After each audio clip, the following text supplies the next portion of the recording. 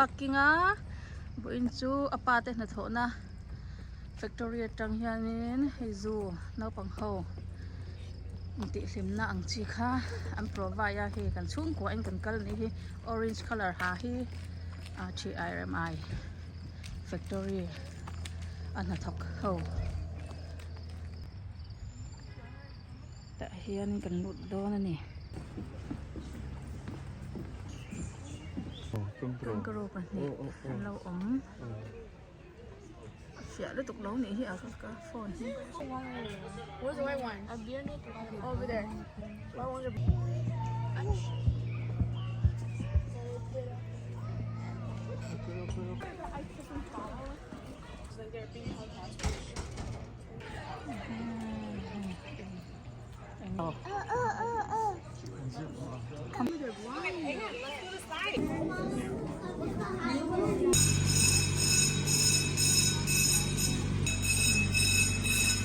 Kan chuang ve don a mun hi azawa ke kal don chon hatlak ve lu tuka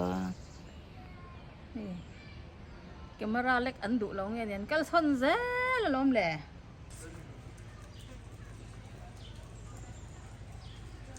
rel kan chong don big ha kan lai up vel la ban zir ni he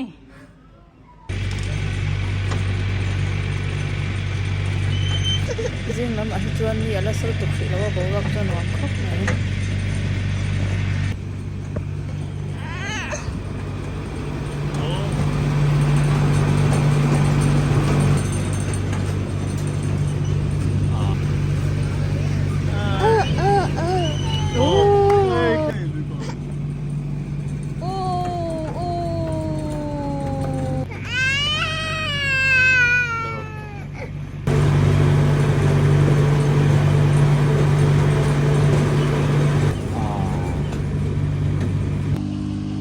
ta hen kal veru ko te u te hi an pei lawa ole tu na chuanin lunch lampang ni hi lunch lampang kan tam ve deuh to a ai in lampang tan kan la ni he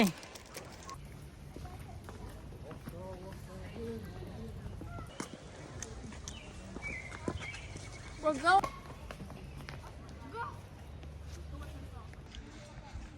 na chuan Africa lama kan kal do na hei rail station a kan chol don ni kan lai up le don he Africa kal turan kan ni hi kan mo yam he kan family kan ni hi he kan chuan tu ron thleng ta Africa lama kan kal don ni hi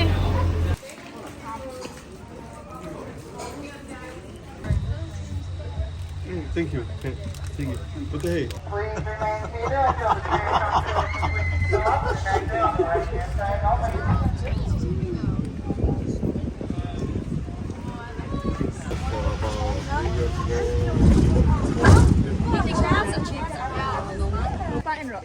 Bye bye. Hey, Africa tu kan heng ta hey.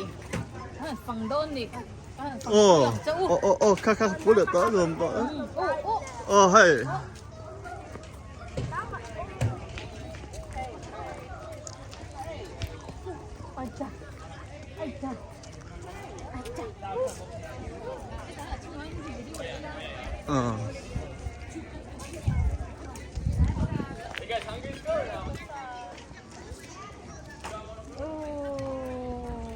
Zip khắp rồi luôn nè. Ha. Anh đủ bảy lô khá bồi khá.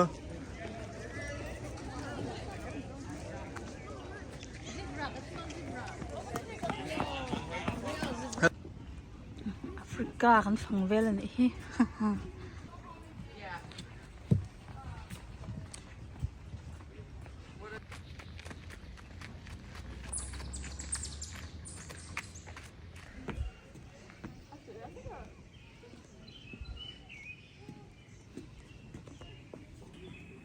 Where's the cockle?